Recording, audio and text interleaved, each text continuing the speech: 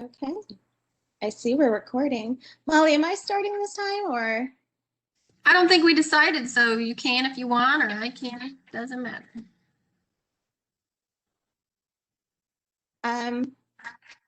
What? Go for it. Okay. Yeah, because you have the first topic. Okay. Could someone volunteer to be our timekeeper today? Someone who has access to the agenda, the time limits. Ash usually does it, but they're not here today. They can't make I'm it. pulling up the agenda now. Okay. That's Molly, Richard. Okay. Thank you, Molly. Yeah, this is I'm Molly. going to have to leave at 10 for another meeting, so faculty meeting. Okay. We should be done by 10. This isn't an extended. Sometimes we do have those. Okay.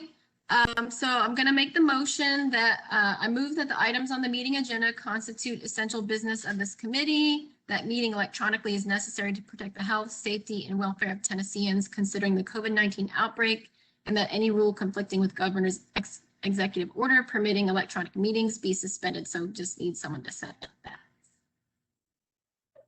This is Catherine in a second. Thank you, Catherine.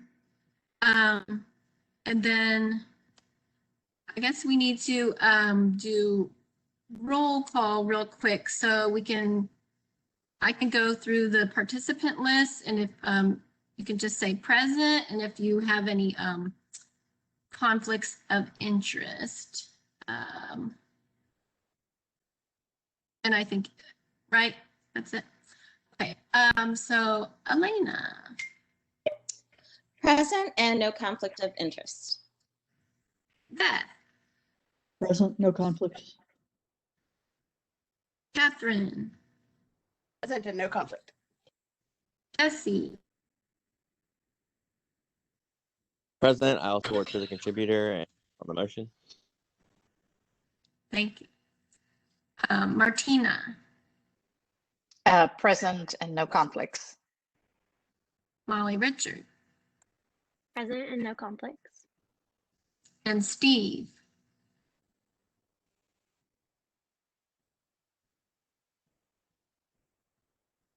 You there, Steve? Or are you muted?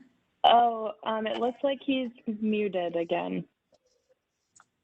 Okay, Paul, could you unmute the caller? That's Steve. Can you hear me? Mm-hmm. Yeah, Hello? we can hear you. Present. Yes, and agree or whatever. Hello? Any conflicts? Oh, no. Okay, great. And I am here and I have no conflicts. Excellent. Could I have a volunteer, someone who has the agenda open to read the values and equity statement?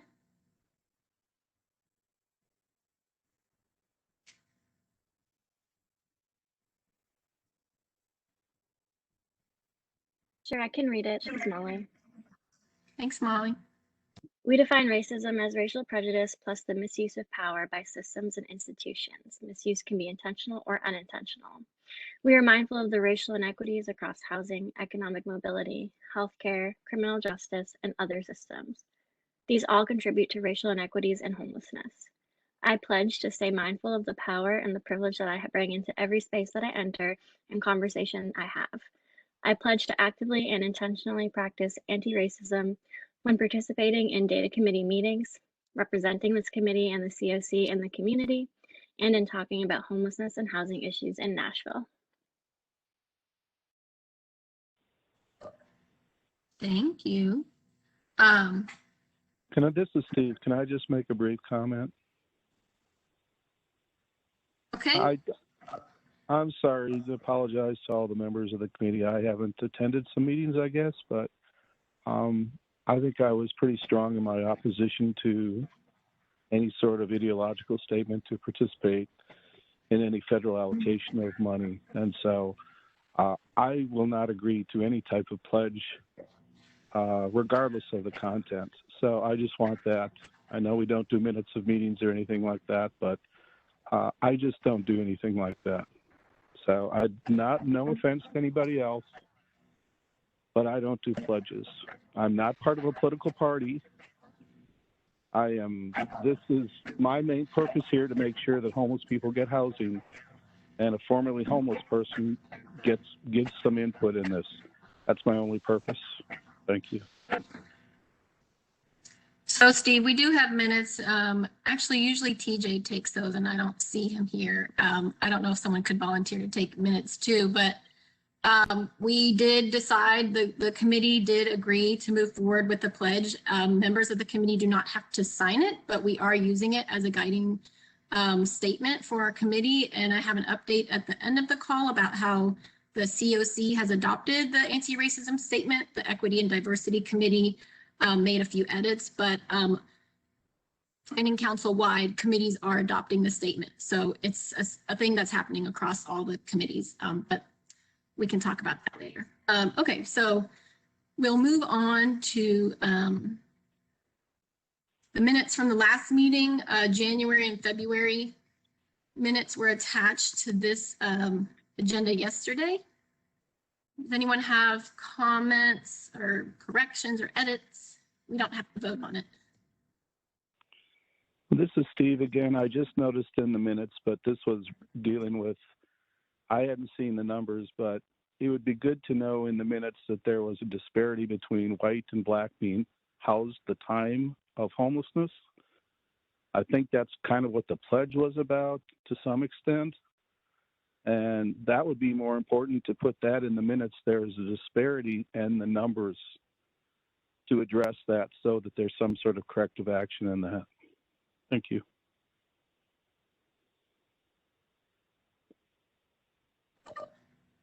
So the minutes contain what was discussed during each meeting, and we have discussed some of that in looking at HMIS data, pit count data. So if it's discussed during the committee meeting, it'll be there. And it's also something we can get into later in the agenda today when we talk about what we're going to do with street outreach data. So if you would like to bring that up, that would be great during those conversations. I know other people on the committee are concerned about that as well. Well, I just wanted to add that to the minutes of the meeting, so that if somebody looks at there and says, oh, they discovered a disparity, that the magnitude of the disparity is there, so that people understand that. We're a data committee, so we should be dealing with numbers. I mean, that's just my point. We're a data committee, and we should be doing numbers and dashboards so that everybody knows exactly what we're doing. That's a transparency issue. And so if we have a disparity, we've made that finding, we put it in there, and what is going to be the corrective action so that we can address that. That's my point. Yep, I agree with that. And I think you've missed a couple meetings where we have gone over some of this data, and Shanley will be going over a few things. So yes, all of that should be discussed, and some of it has, and we will continue to do that. And I just respectfully request that the number be put in the minutes. If the committee does not want to do that, fine. But that is my point, is that if you're going to have minutes, and we're a data committee, we should have that. We've made a finding. We should show the magnitude of that finding, and any sort of corrective action we are recommending to the planning council or any other committees. That's my only point. Otherwise, the minutes are just, they're there, but they don't basically say what the committee is recommending to the planning council or to any other group. I mean, that's what we're here for. We're here to do minutes that are transparent, and we make recommendations to the planning council. If there's a deficiency or disparity there, what is the corrective action? What are we recommending? Otherwise, they're just, a bunch of words, frankly. I'm I'll leave taking it at notes that. for. Go ahead. Sorry, I was just going to say I'm taking notes for this meeting, and I agree. I think it'd be helpful if we include data in the notes. I think that's just fine, personally. So we can start including some of the content in the meetings, in the notes, if that's something we want to move forward with. I can do that for this meeting. And Shanley, just to add on to that, one thing that I'm thinking is to supplement, maybe just have a reminder that, because I think too, if we're just looking at minutes, we're probably not seeing what's being discussed. And I do know these are recorded. So you can also look at what's being presented in that discussion where you do see the numbers. There has been a lot of disparity numbers presented. So that might also be a helpful supplement to when reading the minutes. You can actually correlate what's being said in the minutes with actually the data we're looking at in the moment. So just another thoughtful thing maybe to add in there. Cool. I will make sure to add that, and thanks for the feedback, Steve.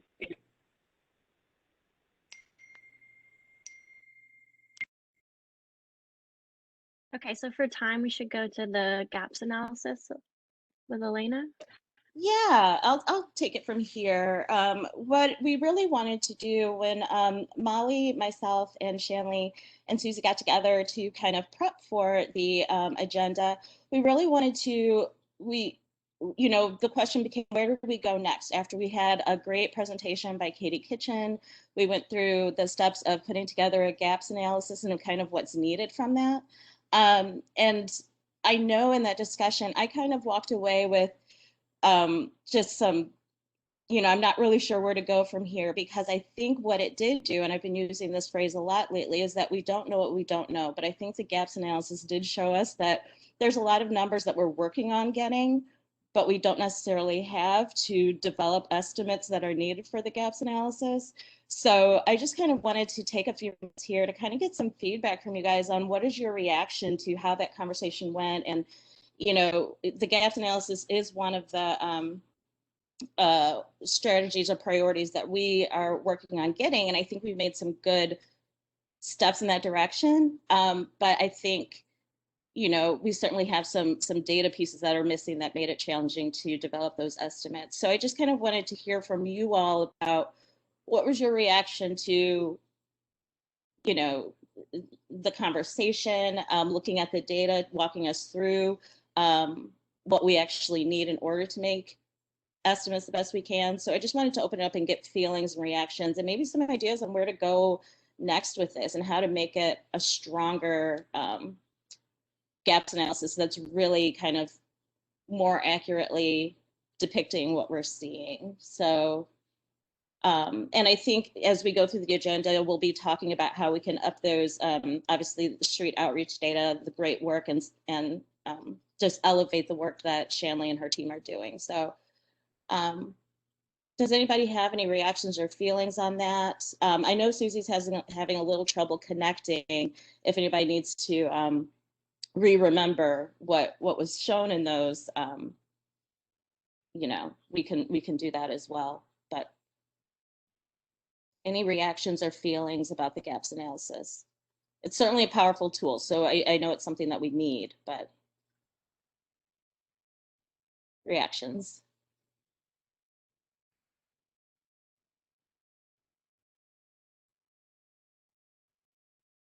I guess just one reaction I had was that I felt like, we were being asked a lot to make decisions or guide assumptions, and not knowing, what are we using our biases or the, evidence at our fingertips to guide those assumptions, and sort of thinking about what goes into that process. Yeah. I think, yeah, and I think that was kind of my reaction too, is the gaps analysis just highlighted what we need to know in order to be more strong in those assumptions. And maybe that's the question. Maybe we're a few steps behind getting a gaps analysis and figuring out how to do that. And I think that's kind of what we want to get out of this conversation is, identifying those things exactly like Molly Richards said, so that we can concentrate on those. And I think that's the next step in this process. Any other feelings, thoughts? Yeah, probably, as you said, and I haven't gone back and thought about it at all, is to say, what are the points of uncertainty and what are the high and low estimates around that uncertainty? What can we do to reduce that uncertainty? to sort of systematically for all the decision points in that analysis. I haven't begun to do that. Yeah, I think that's a great point. Pulling back up the spreadsheet she shared and just kind of highlighting those cells where we're just kind of like, we need to get some stronger. Yeah, and this is Catherine, and I mean, I got kind of lost when we got into the discussion of what to use as the multiplier. I mean, that was a little too theoretical for me. So that was, and I like Beth's thought of having kind of high-low numbers, because I feel like if we look at the data we do have, because we do have some quality data from a number of organizations, and if we look at the data that we do have, and then can maybe come up with something more specific to, Nashville and kind of what our experts here know the landscape looks like, then that might help us kind of target that high-low ballpark so that we can figure out if we're in the right frame. I'm just very concerned when we look at all those numbers on paper, that we're still just really missing lots and lots of individuals and families. And that's always concerning to me, that we're still continuing to underestimate the real problem. It does feel like, gee, if it's that high, then it's overwhelming, so it can't be that high, as opposed to what are the data leading us to, and that intuition that it's way too high might be right if that means that it's way, our understanding of the problem is that it's not that big, but if we hold back on a number simply because, oh my God, if it's that bad, then what? That's not helpful. Right.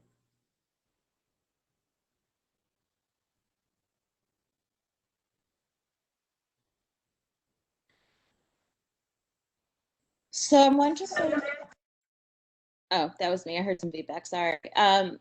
If, as we move along with more of our action items as a data committee, and going back to thinking about the inventory and ways that we can support Shanley in her work, because it still sounds like maybe some organizations aren't inputting data, or it's just segmented differently, and just kind of creating a standardization of what's actually needed, to collect those family numbers more accurately, might be a way to kind of start honing into a common data model set or something. I don't know people's reactions on that. And Shanley, I don't know what's necessarily helpful, for you in terms of the categories that are needed for HMIS, but almost starting there and seeing, I'm kind of thinking out loud, but just kind of seeing, I see Daryl on the call, and I know that he mentioned, I think in a previous meeting, that they capture data in different ways, and just aligning how everybody's doing it differently. Yeah, for sure. Well, and so I think I said this after Katie presented last month, but the report that she is in the habit of utilizing to do a gaps analysis with communities is the Stella report, which is totally based on HMIS data. And so the reason that we were sort of left guessing literally about multipliers and things that are above my head is because we have very little coverage in street outreach and emergency shelter data. And so I think that when we get to the point where we have more participation from projects that serve in those ways, we can do what you just said, which is, lean on HMIS as a reliable source of data to then correlate to other pieces of information. But right now it's so fragmented that we really can't do that. So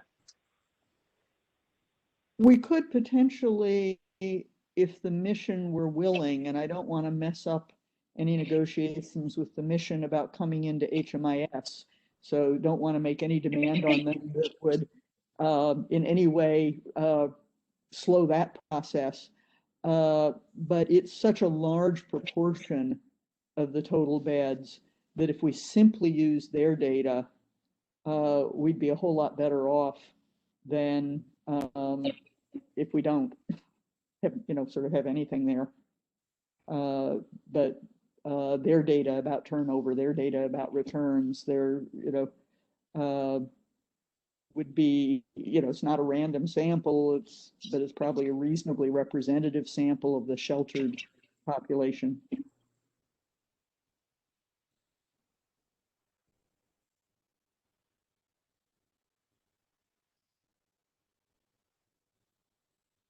Any other thoughts or reactions, ideas for next steps? Or, I think we put a couple out there, but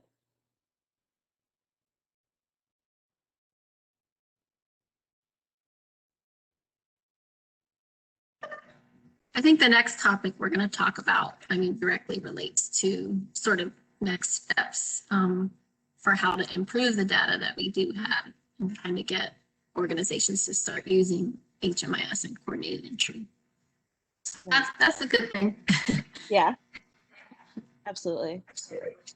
And as a reminder, we did sign on to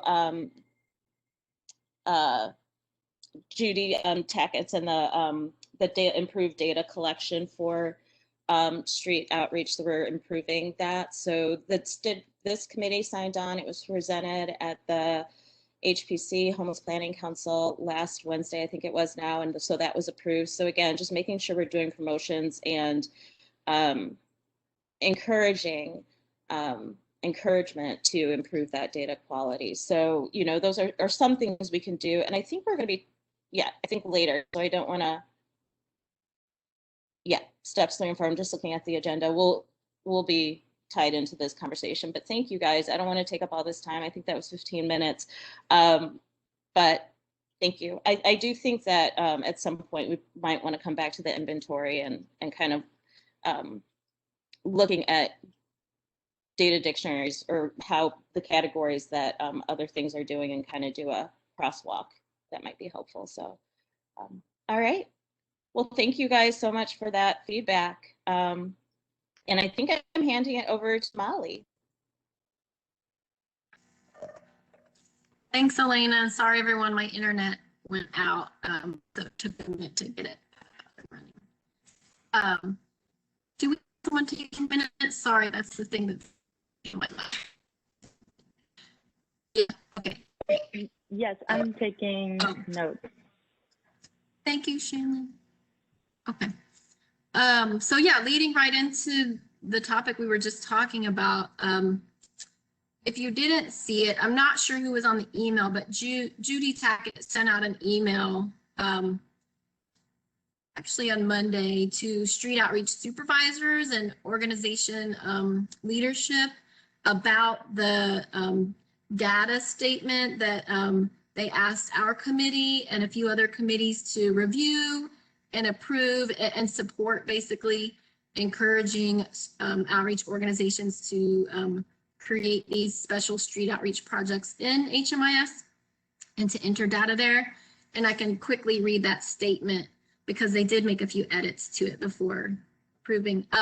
We ask organizations with professional street outreach services to enter data into HMIS CE and work with MHID to do so with the goal to be able to pull the first monthly street outreach report through HMIS by the end of April. This report shows aggregate unduplicated number of people living outdoors, gender, race, age, length of homelessness, veteran status, income, benefits, disability, etc.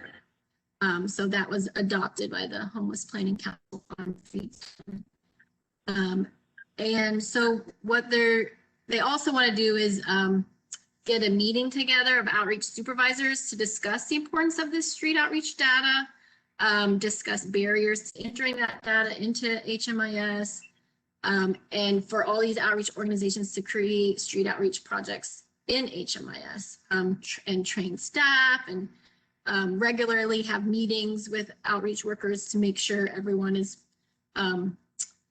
knowledgeable about the collaboration with MHID and entering data into HMIS, and just keeping communication lines open and constantly perfecting sort of the process and the data entry. So, and really use this data in meaningful ways. So a couple of things we want to talk about with you all is how can we be data champions from the data committee and encouraging organizations that aren't currently entering their data into like a special street outreach project in HMIS. And then what can we do with the data that will start coming in as more organizations start to do that. So I'll just kind of This is leave Steve. that. Could I make a brief comment here? Sure. Can you hear me? I just Yep. think at some point in time, we have to get together, all the committee heads and everything else. They have to clarify the roles and responsibilities and the expectations of staff. Staff people are there to answer questions. They're not there to push people, committees, their recommendations or their preferred outcomes. They're there as staff. And we haven't clarified that to them. I've been in numerous meetings, and every single time, staff is out there making recommendations and telling us what to do. That's not their job. Our job is to set policy, or the Homeless Planning Council. Ours is maybe to recommend policy. It is not their job to go out there and come to our meetings and tell us this is what we need to do. They're there, we put items, there's items on the agenda, and they're there to answer questions. They're not there to push us to their preferred outcome. Otherwise, we are just a rubber stamp body. Now, I think I'm going to have a discussion with Bill Purcell, who's the MDHA board chair, because I have to deal with this on Susie, because Susie is every single time coming to every meeting and telling us this is what we need to do. And she's making a recommendation to the evaluation committee. She's recommending a personal evaluation committee. She's a funded agency. And I just think this has gone way too far. And I know I'm out there, I can say these things because I'm not a funded person. But if we're going to have a functional COC, the staff is there to answer questions, give us options. They are not there to go out there and say, this is what you need to do. And this has been happening over and over again. And that is not how any sort of committee works that I've ever been associated with. It just doesn't work that way.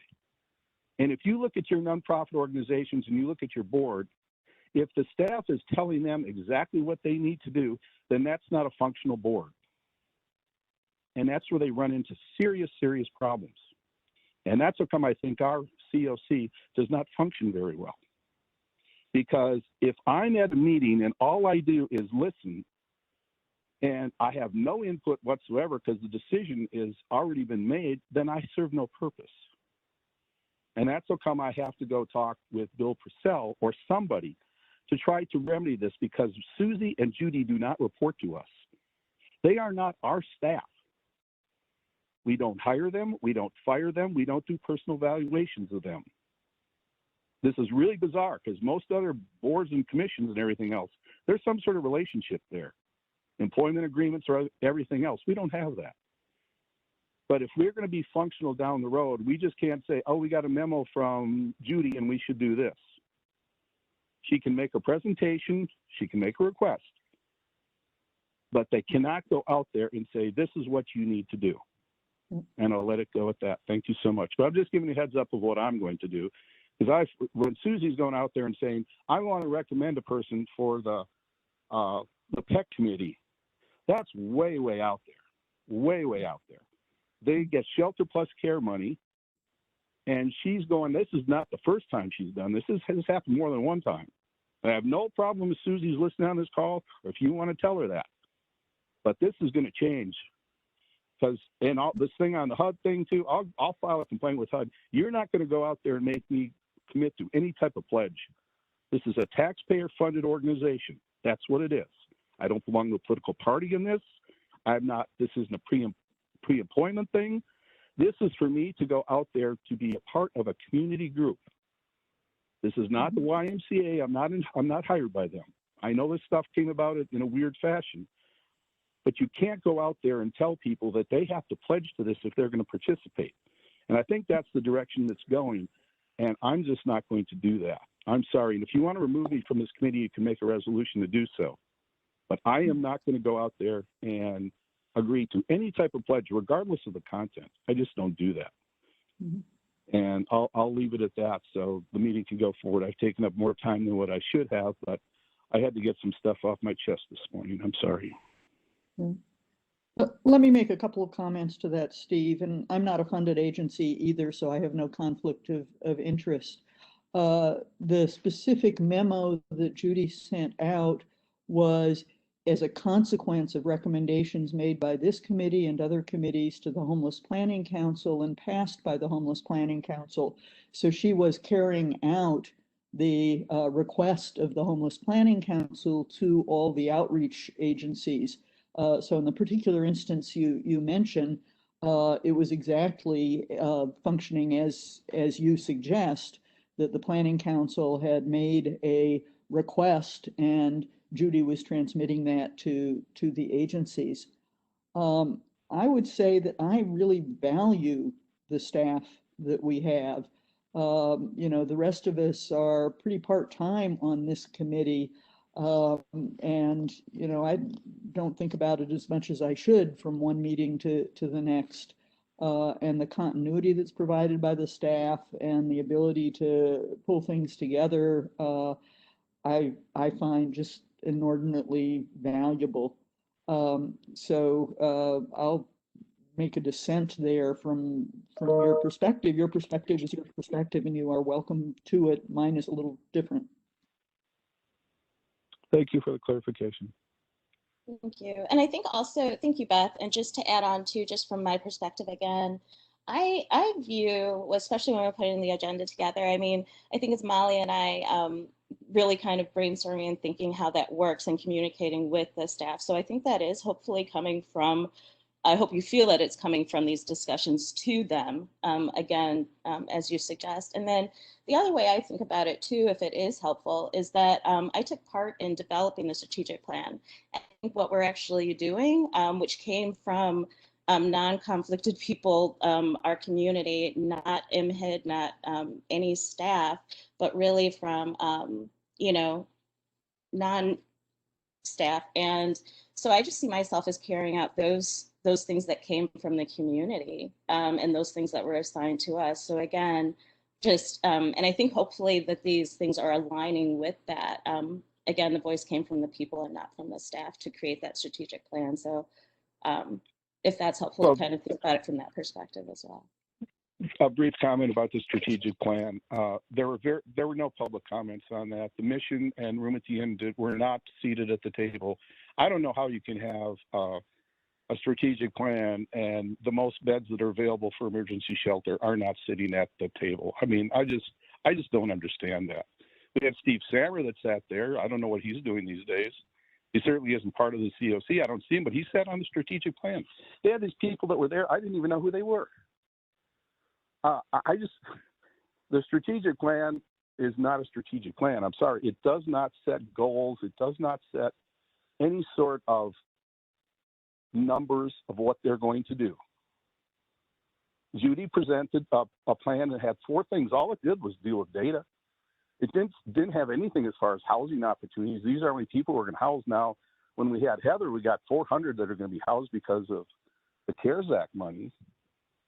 But the strategic plan isn't a strategic plan. A strategic plan is to go out to give guidance to the PEC committee as far as our priorities, the community priorities, and what we're going to do.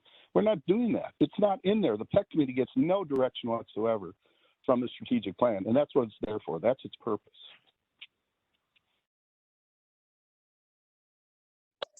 Well, I'll clarify that. It gets some direction as far as using some HMIS data. It gets that, but that's just a small segment of what we're supposed to be doing. A strategic plan is comprehensive, and if the goal is we're going to end homelessness, then we have to have housing in there, and it's not in there. It's just not there. Thank you. Thank you, Steve. Thank you for that feedback. I think just looking at time, Molly, I'm not really sure exactly where you were in that, but I don't know if you wanted to. This is Molly Richard. I had a thought to your meeting or your question, Molly, and I don't know if this is where you're going, but would it be helpful for the data committee to do some sort of like reporting and like visualization of the data after the first couple months to say this is what show this is what the efforts have gone into, and how if we keep doing it, like we'll have even more information, like sort of feedback to programs. Yeah, that would be excellent. And on the last call, I believe we did review some of the data that's come from those programs and sort of showing how the numbers are lower than they should be because we don't have some certain organizations participating in that data entry in HMIS. And so that kind of gave us a little bit of idea of the type of data that we could be reviewing and discussing if we get these monthly reports, which they will start doing, it sounds like in April. And so part of the discussion today was once we get that data, what will we do with it? And it's a lot around, I think personally, looking at the disparities that we might see around who's being represented racially, like in our homeless population in Nashville, and how does it compare to the general population in Nashville? Who are the people that are getting housed, or where are we seeing barriers to that housing? How long are people remaining homeless? So that's the kind of stuff I guess I was hoping to discuss at this point, like what we can do with that data. What are specific areas we want to evaluate and then provide recommendations on. Of course, there are lots of other groups and committees who could assist with those recommendations, but how does this particular committee want to use that monthly data? And how can we also be data champions and encouraging other organizations to create those street outreach programs in HMIS? Did that answer your question? Yeah. And Shanley will have a FAQ that she drafted to help discuss the data collection and entry in HMIS with other organizations who aren't currently doing it, so that can be helpful in those discussions. I don't know, Shanley, did you want to add anything else about the specific data that's being collected and what would be available for us to even discuss? Yeah, so we can do a lot with aggregate data.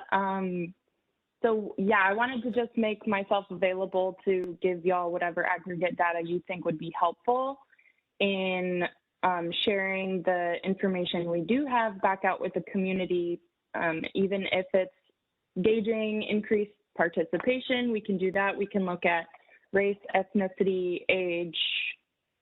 I mean, any of the data elements that we collect, we can look at, and I can get a comprehensive list of those to y'all too, if that's helpful.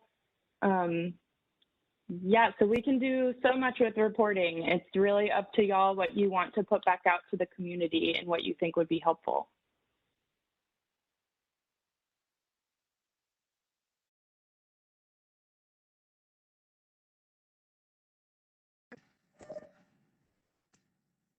If we refer back to the statement that was sent out, the report shows aggregate, unduplicated number of people living outdoors, gender, race, age, length of homelessness, veteran status, income benefits, disability, etc. So to me, some of the most obvious things are what are the facilitators and barriers to exiting homelessness?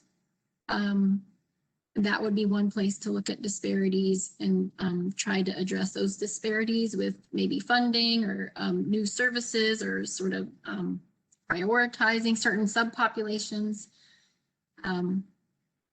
So I guess that's an example of something we could be evaluating and looking at that.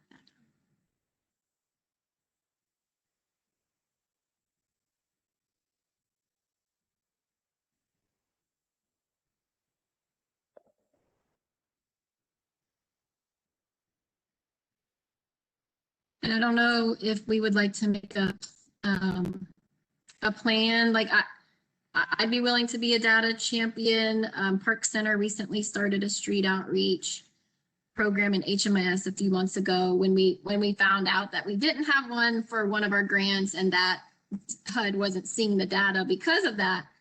And so I would be happy to take that role on to try to encourage other organizations. I guess we would need to know which organizations are currently doing it and using that FAQ that Shanley came up with to discuss with those entities.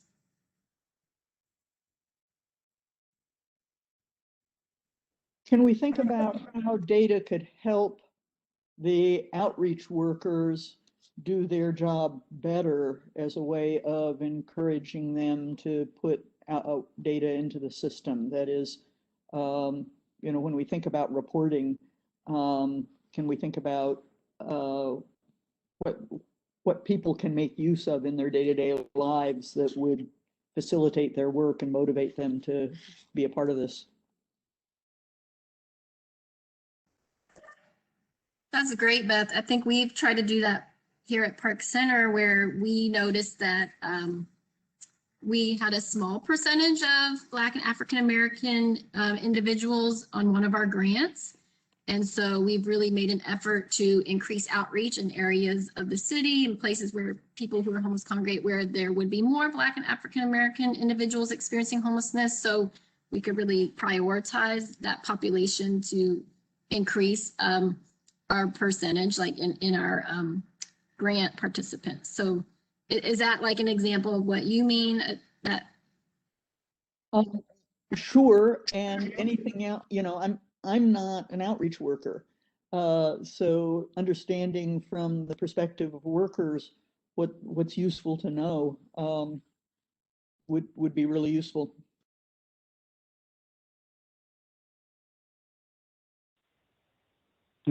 This is Steve. I just have a question. If you're going to do, if Park Center is going to do some outreach in Black communities, have you hired a Black person to do that assignment? we have also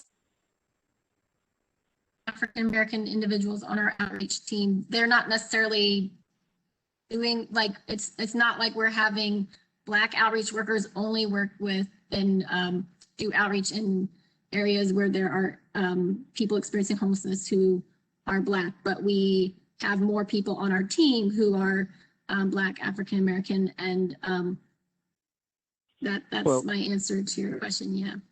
Well, I just want to point out that there is, I know they talked about implicit bias and everything else before, but really understanding, you know, when you have somebody who's lived in the suburbs a long time, basically dealt with white people, and then go what I call to the hood and hear how people talk. I mean, I go to the projects, and because I go to MDHA meetings, hear disputes, people yelling and screaming, everything else. The cops come, and if a white cop comes, you know, right away he's nervous. A Black cop comes, say, okay, he knows how to settle it down. Black people understand Black people. White people understand white people. Men understand men, and women understand women. I'm just telling you that. It's just really important to go out to do that. And the language of, I would call the hood, is a lot different. And I've, you know, one of the complaints against me is I talk really loud. I'm a Yankee. That's just the way I brought up. Black people do too. If you go to the hood, man, you hear people and they're talk loud. And they're just different. If you grew up in some other places, it's just different. I've traveled throughout the country. Every place I go, there's a cultural difference. I can go from North Nashville to Bellmead, there's a difference. I'm sorry, So I need to interrupt because I think you're Okay. making a lot of assumptions and you're making grand claims about certain people that I don't feel are right in this space and at all. And so I think you might be offending people right now. And as a white person, to speak about how Black people are is really, to me, inappropriate. And you're not saying there's difference in Black. There should be a Black person on this committee could go out and say, I agree. Steve's a little bit right there. You know, I'm sorry. It is different. If you're going to go out and tell me Bellmead's not the same as North Nashville, it's totally different. It's totally different. And I deal with a lot more Black people than you do. Yeah. Elena, did you want to say I'll leave it something? at that. Yes, Daryl, I am a person of color. I'm a Black woman, and I'm trying I'm to talking about a black process. man. No, I'm talking about a black man. You know, there's a big difference between black women and black men. Steve, I think There really I'm the is. timekeeper and we have 3 more minutes on this topic. So I'm going to stop you. And if Okay, you want to have a I'm follow-up off. conversation with another person on this committee about, you know, these topics in general, we can do it. Molly, did you want to have anything else on this street outreach topic? Oh, I wanted to let Elena finish if she'd like to Okay. finish what she was going to say. Oh, thank you. Thank you both. And no, I probably should just stop at this point. So probably not adding anything to the conversation. So thank you both, Molly's. I appreciate you. Yeah, to me, the reason we have the anti-racism pledge is so that we can help hold each other accountable in scenarios where people are using stereotypes and generalizations about people of all identities, but especially around people who are Black and African American. So I think it was important to interject at that point. I will move us along, and sorry for any offense that was caused. The next topic was discussion of street outreach data in the FAQ sheet with Shanley. I do think we should talk about what just happened at a later date. So, Okay. Okay. Well, I created an FAQ sheet based on just some general information about street outreach that I wanted to share with you currently in draft form and see what your feedback is and if there are any other pieces of information that you think would be important or helpful as we endeavor into the street outreach push. Paul, if you wouldn't mind sharing the presenter.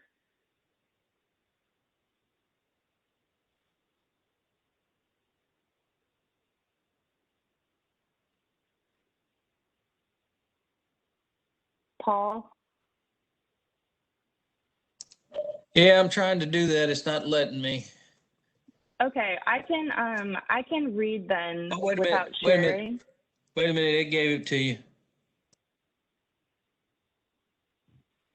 It's not letting me. It still shows the ball on your name. It's okay. I'm gonna just go ahead and read the topics. Oh, here it comes. Okay.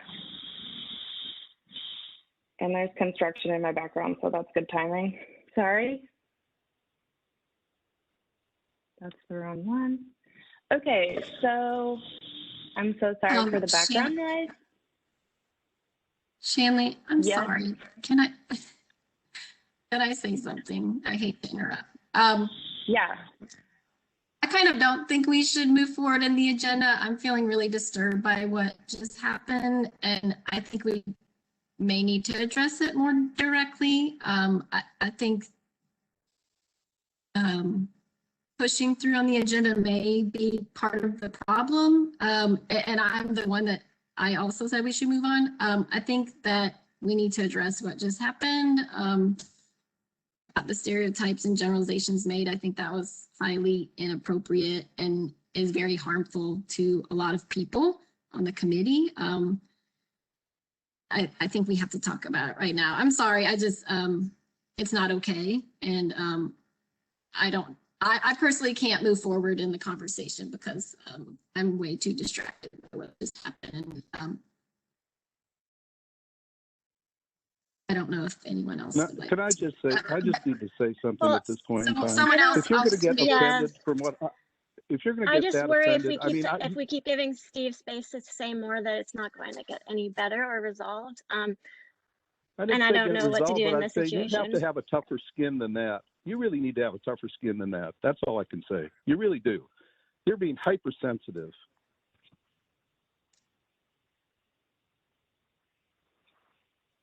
I understand what you're saying, Molly. I don't understand the hypersensitivity. We can move on and go on people. because I made a comment that you just can't go forward with the agenda. I mean, I don't understand that at all. I really don't. if you're going to be that hypersensitive about what I just said, and I firmly believe it, because I'll tell you something. I can go to Casey Holmes or some other places, and it is different than some other places, and that's my point. The reason that HUD wants to have more people that are Black that go do outreach is so that they can better communicate with those groups. That's part of what it's all about. When I had problems I won't go there. I have to have Black people intervene when we have issues that happen at the camp.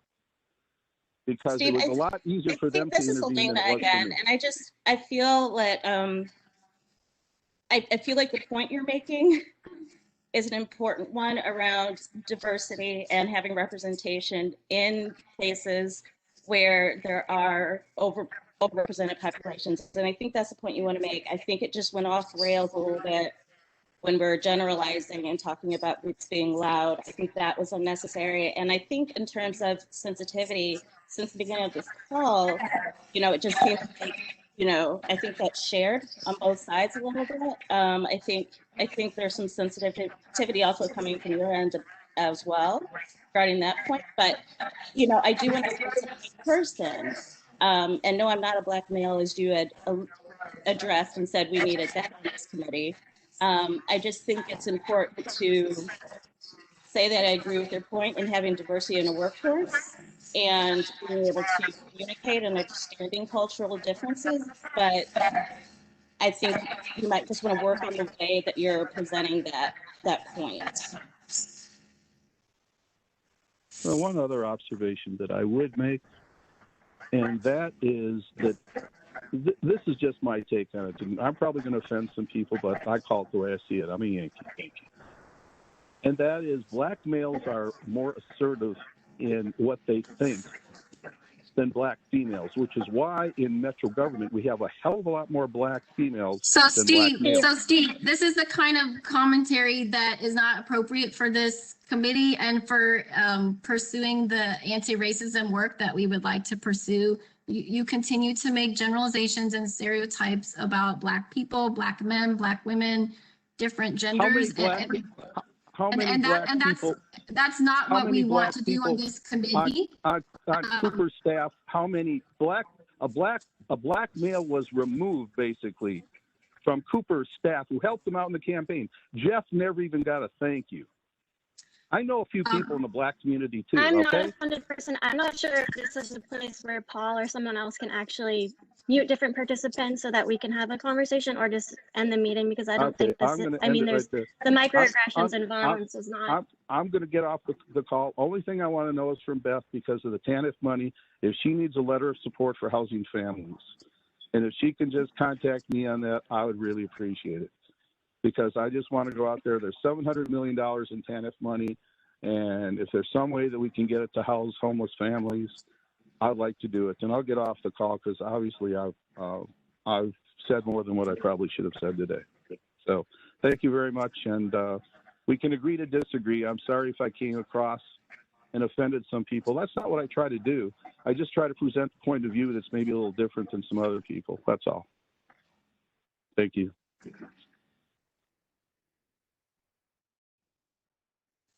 Hey everyone, I'm sorry that I may have opened the can of worms again. I just, I felt it was important to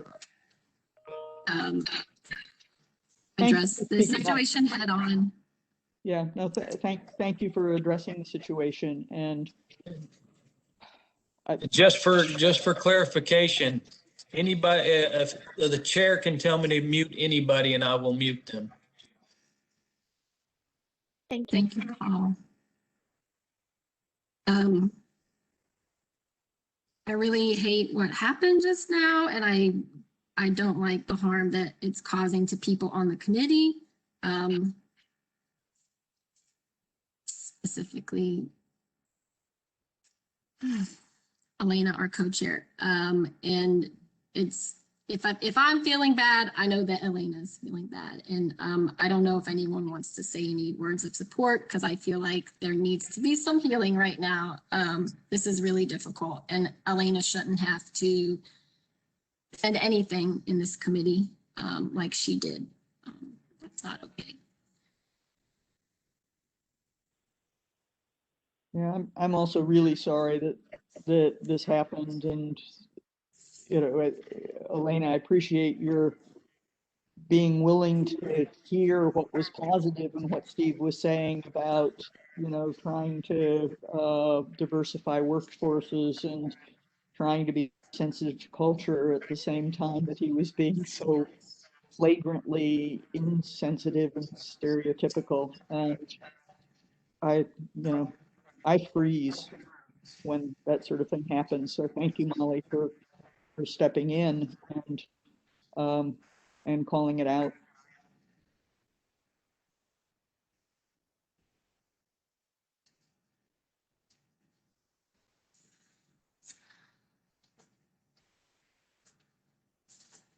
I'm not surprised, but I'm disturbed, and I don't like that to happen. And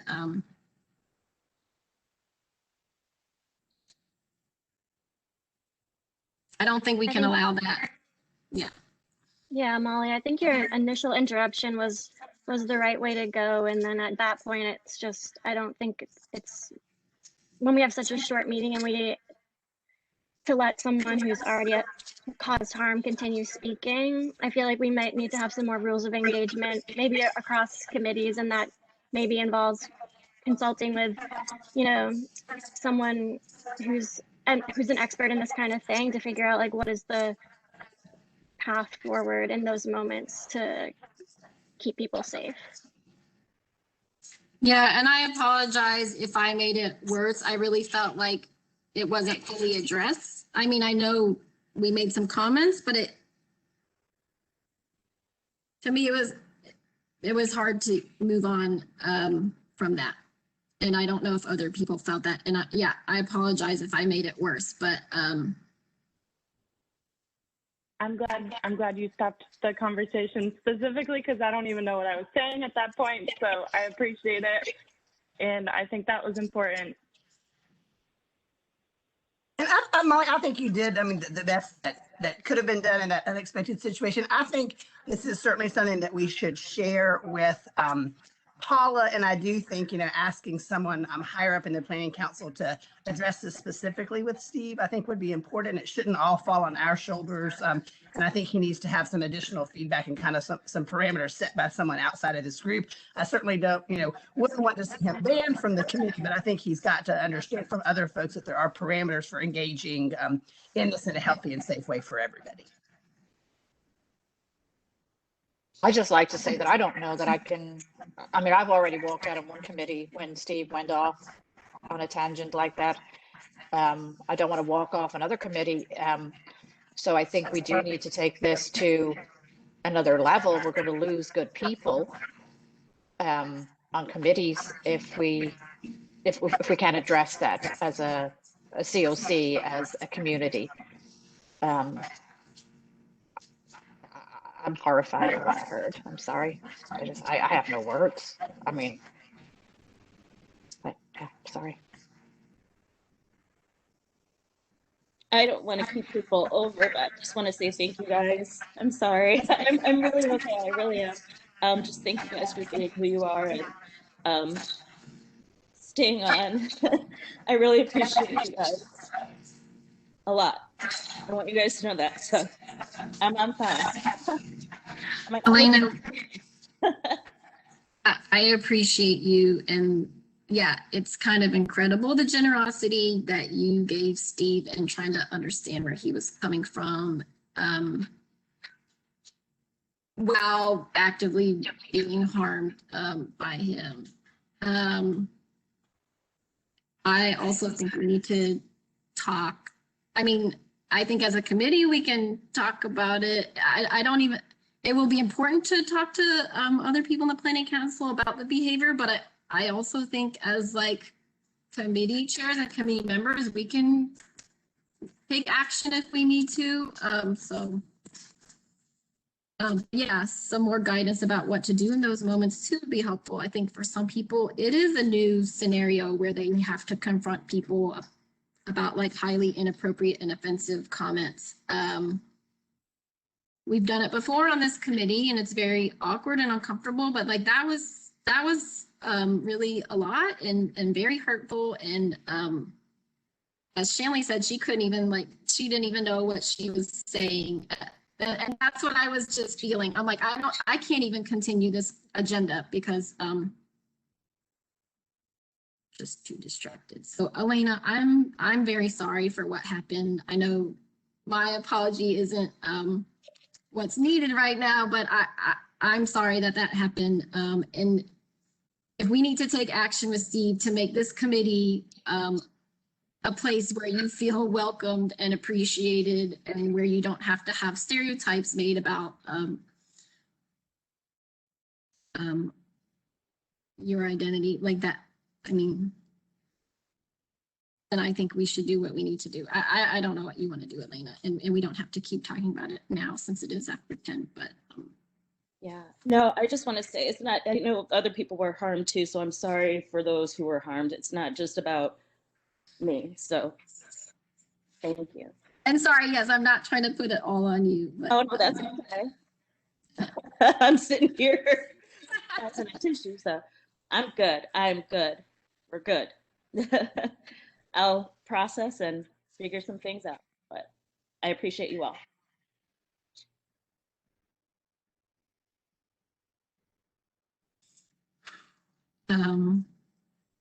If it would be okay, we can share Shanley's FAQ on the next call. Thanks to everyone for participating today and enjoy your Friday. Contributions. Yeah. This is Daryl. I just have one other question. Did anybody hear the NPR story about the point in time count? No. So basically, I mean, they were saying, you know, all the shortcomings we know that it is, but when HUD was asked the question, you know, they said, okay, it helps determine the funding for various communities. And then when they asked them exactly how does it help determine the funding, what's the formula, what's how does that data get used to make that decision, HUD said no comment. Which to me, that was telling that they're, you know, why can't, you know, with the transparency, there was a question there, why can't you tell us how that data is used to make the decisions? And again, it was just one report, it was whatever, I just didn't know if anybody heard that. It kind of threw up a little flag for me about how the point in time count data was actually being used by supposedly whoever the decision makers are. So that's all.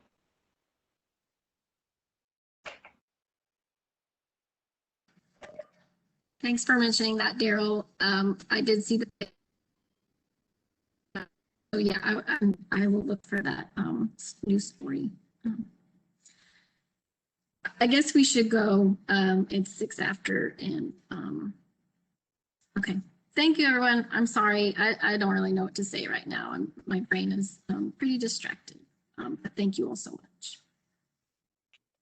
I appreciate all of you. Appreciate Have some you too. tea and take a walk.